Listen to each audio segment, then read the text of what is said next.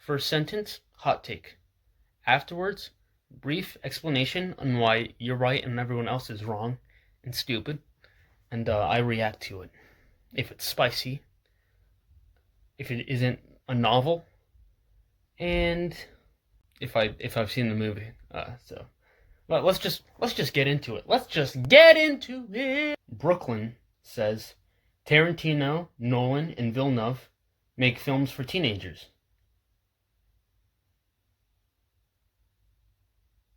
I'm a teenager.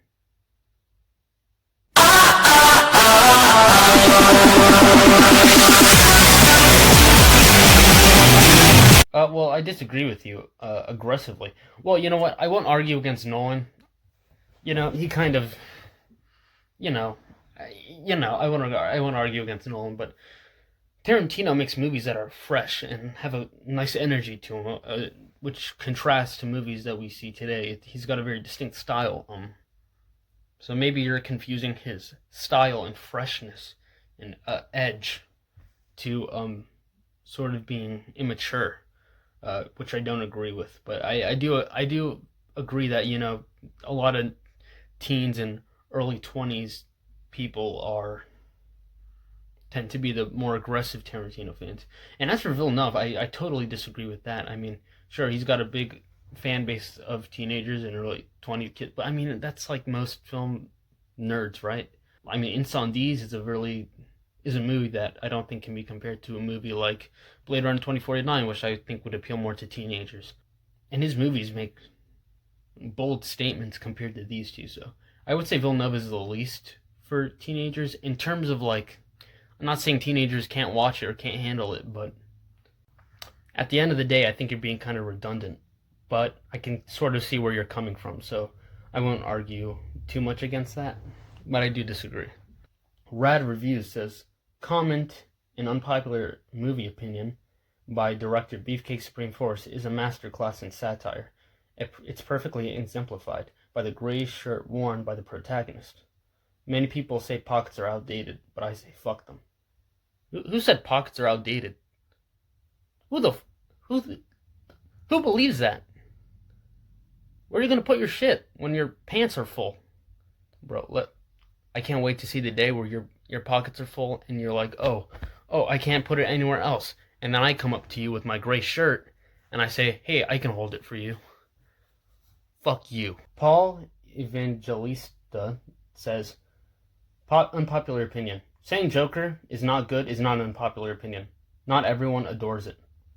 Well, I do agree with this, and it's kind of interesting because considering most of you guys are here for my Criterion video, which that means you probably watch Criterion videos, and that means you probably watch a lot of movies and a lot of different kinds of movies. So Joker probably didn't impress you very much. But if you got everyone in the world who saw Joker into like one arena or something, and someone gave you a mic and you said, I don't like the Joker, most people are going to disagree with you. So technically it is a hot take, but if you do say you don't like Joker, I'm not going to read it because that's not a hot take here. If I said I love rom-coms, which I do love rom-coms actually, just watch Jerry Maguire. Enough said. That would actually be a hot take here, but in general, that actually wouldn't be a hot take. So that's kind of funny.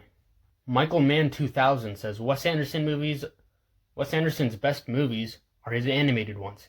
Since he has more control over animation than real sets, his style works better for that medium of visual storytelling. His animated movies are also more impressive to me. Well, I do agree that they are more impressive because he does manage to keep that style, except more in an animated thing. And when you're animating, you have to do everything, There's a lot of luck and unluckiness when it comes to shooting something in real life because there's things that you just can't handle, but and you can't control, nature, for example. But with animation, yeah, you do have to control everything. And my favorite movie is Fantastic Mr. Fox from him, but I can't say that I loved Isle of Dogs. And I do like a lot of the movies he's made in real life. So I disagree, but I can see why you think that. Gordon McKnight says, a guy like you is a top-tier Disney song, and it does not ruin the tone of Hunchback. The gargoyles are Quasimodo's conscience and reflect his innocent, childlike, optimistic worldview. The point is to show how that contrasts with his grim life. Well, I do agree that it doesn't ruin the tone, and I do think it is actually a pretty interesting approach to showing his perspective. I wouldn't call it a top-tier Disney song. It's a good Disney song. I won't deny that, but like, is it up there with I'll Make a Man Out of You? Under the Sea? Like, Two Worlds, One Family? Frickin' any song in The Lion King? Like, no, it's not, Gordon. Pleasantries says, I love Stanley Kubrick. Strangelove is probably my favorite movie ever. But The Shining is not even remotely as good as it could have been considering the source material it came from. Have you not seen the TV movie? Like, dude, it's total shit. And it just proves how Stanley Kubrick was aware of how to bring that movie to life. He knew how to bring it to life, and he knew that if he went strictly by the book, it wouldn't have worked. And, he was right. Just like the fucking movie!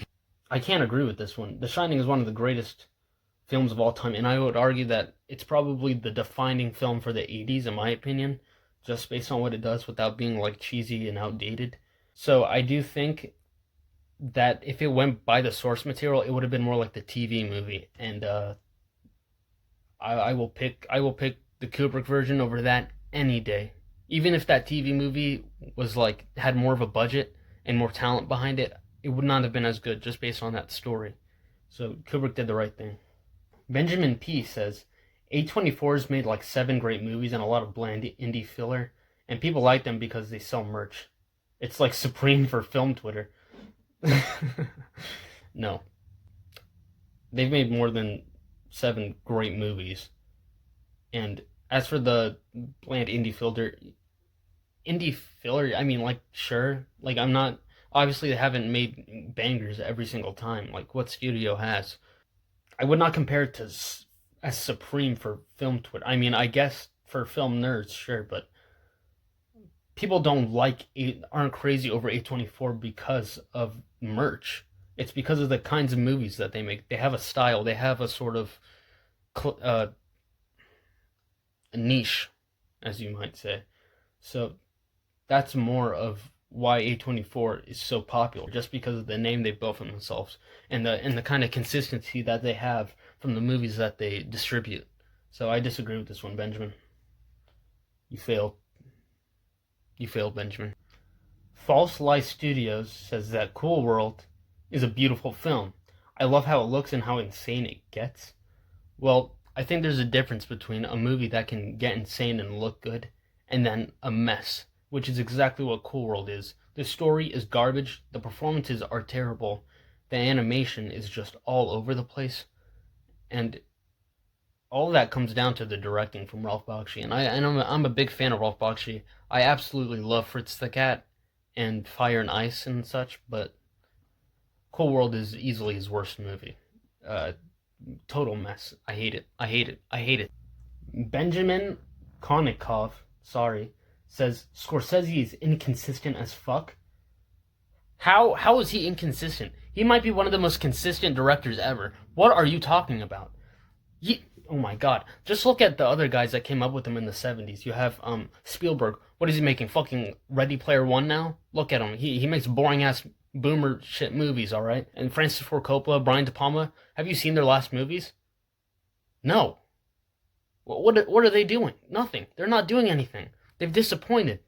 And George Lucas, he's gone. He's just gone. Yeah, Scorsese, I don't think there's an older director that has managed to stay at a high level. You can maybe argue Roman Polanski, whatever. And Scorsese, I mean, his last movie was The Irishman. The 70s, right? He made Mean Streets. Classic, alright? Taxi Driver, greatest movie of the 70s. One of the greatest movies of all time.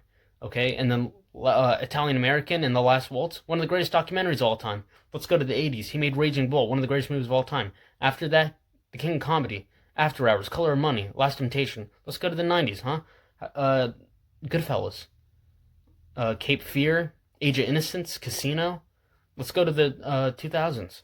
Gangs of New York, The Aviator, The Departed, 2010s, Shutter Island, Hugo, Wolf of Wall Street, Silence, The Irishman. Sure, not every movie he's made is perfect. I don't actually like Shutter Island very much. Gangs in New York I don't like that much, but he challenges himself and he just keeps going. He's in my opinion the greatest director of all time, and to say that he's inconsistent, he's made a lot of movies in a long period of time. Of course, not everything is going to be perfect, but to say he's inconsistent is just completely unfair. He has more great movies than he has bad movies, than he has average movies, in my opinion. So to say he's inconsistent is just completely delusional. What are you, Benjamin? Dude, Benjamins are going crazy today. They're going. Everyone named Benjamin, apologize. Apologize. The Godfather is not the best movie of all time. The only reason people say it's the best film of all time is because people keep telling them it is. Eventually, if you give any good movie enough thought, you'll end up thinking it's a genius story. Well, I mean, that's not really true. The more you think about a movie, sometimes the movie gets kind of worse. But if you think about a story for a long time, it actually can get better and better. And you notice certain details and such. And sure, The Godfather is not the best movie of all time. But there's a reason why people keep telling other people that it is the best movie of all time. And that's because it's one of the greatest movies of all time. I mean, it's one of the best acted films of all time.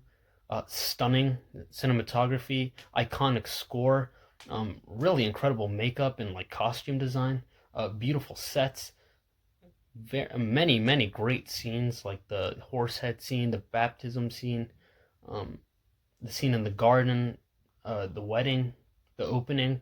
So many great moments. James Caan, any scene James Caan is in.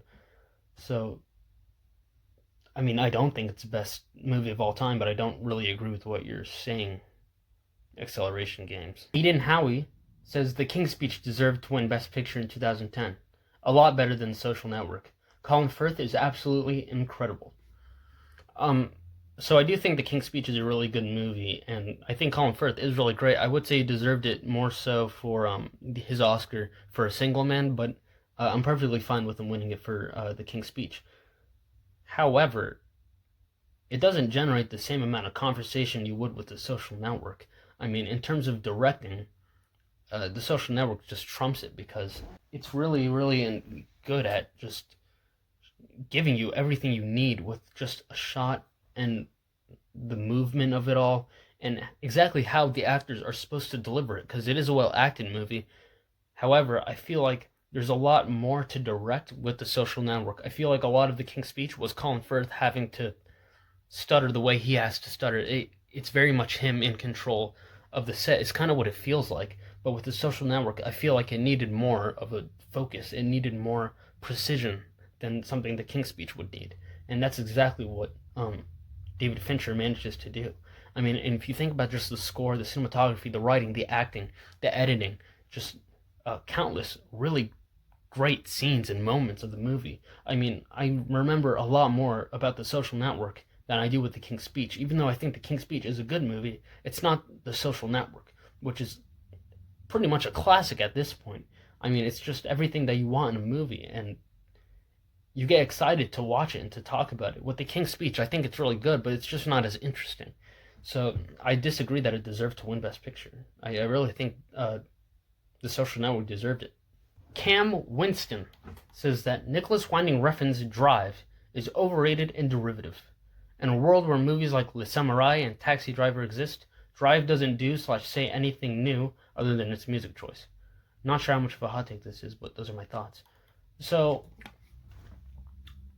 I do think that Drive might not have as much to say about things as Samurai or Taxi Driver do, even though I wouldn't say it was that much inspired by Taxi Driver. I would say it was more inspired by movies like The Driver or Thief. In terms of it being derivative, I mean, that's kind of the thing about the movie. I mean, it's sort of a homage to movies like that. It's a homage to movies, neo-noir crime films like The Driver or Le Samurai or Thief. So I don't really understand what you mean by that. I guess that's just kind of the point of the movie.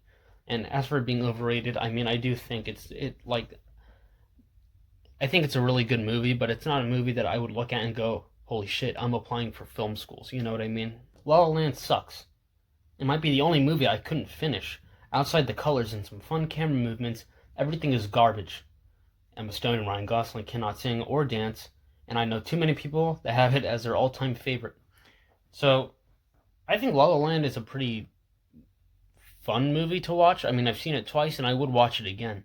Um, the colors are pretty cool, and the camera movements are quite fun. But in terms of saying everything else was garbage, I mean, I did think Emma Stone was absolutely phenomenal. I thought Ryan Gosling was also pretty good. But I didn't like the music that much. Like, the score was very try-hardy to be like, look at us, we're a musical. And the songs weren't that great either. But I do think it is a fun movie, and I think saying it sucks is a little too harsh. Greg Butler says foreign films work way better with dubs than they do subs. It's a language you don't understand.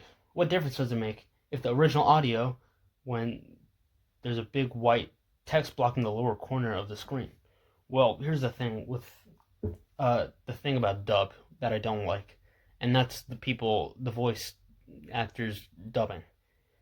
They're not acting, they're not interacting with things around them. So when an actor is on set and they're doing something, it's based on instincts. Whatever they're doing, whatever they're holding. Like if I were to dub over what I'm doing now, from the moment I'm sitting down dubbing over what I'm saying right now, I would have different instincts. I would try to do different things. But what I'm trying to do when I'm trying to voice over is that I am trying to say all these things in a short amount of time. And it just wouldn't work out. And that's also why just dubbing is also very like dramatic. I really don't like the way they do it. When I think of dubbing, I think of anime, so forgive me for that, but dubbing's just really cringe for me, and I do prefer subtitles. And it's not like I don't put subtitles on when it's an English movie anyway. Sometimes I just do that a lot anyway, so yeah, I do prefer subtitles. 267Y21 says The Witch is better than The Lighthouse. Both good movies, but The Witch is a much better written movie when it comes to characters and story. The Lighthouse is better in every single way, especially when it comes to the character and story. So, no! So, Zoe Wells says, Sorry to Bother You is better than Parasite. You know what? I will take this as a chance to just expose Sorry to Bother You. I think Sorry to Bother You is just such a pretentious, boring, horribly performed and pulled off movie.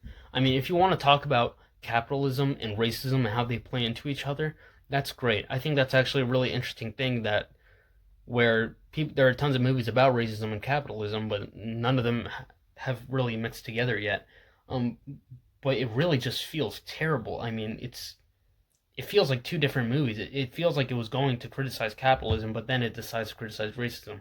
There's not a lot going on, and it feels like the director or writer went into it thinking this is going to be really, really weird and wacky. It's gonna be a really surreal, edgy movie, and really it just came off as a little too self-aware and aware of it and full of itself, very self-indulgent, and kind of a student film in many ways.